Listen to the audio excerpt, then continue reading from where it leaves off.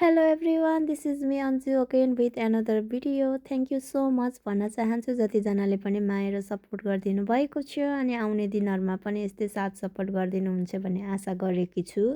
आज चाहिँ मेरो छुट्टी परेको हुनाले म चाहिँ पिज्जा एन्ड समोसा चाट बनाउन गइरहेको छु। धेरै लङ टाइमदेखि मैले चाहिँ घरमै पिज्जा बनाउने भन्ने सोचिरहेको थिएँ, तर टाइम नमिलेर चाहिँ बनाउन पाएको थिएन अनि मैले चाहिँ पिज्जाको डो 2 घन्टा अगाडि नै रेडी गरेर राखिसकेको थिएँ किनकि यो फुल्नको लागि पनि टाइम चाहिन्छ। अनि मैले चाहिँ पिज्जा सस राखेँ, हल्का चिकन फ्राई गरेँ, त्यसपछि त्यसमा चाहिँ मोजरेला चिजले कोटेड गरिदिएँ अनि त्यसपछि फेरि टपिङमा चिकन राखिदिएँ।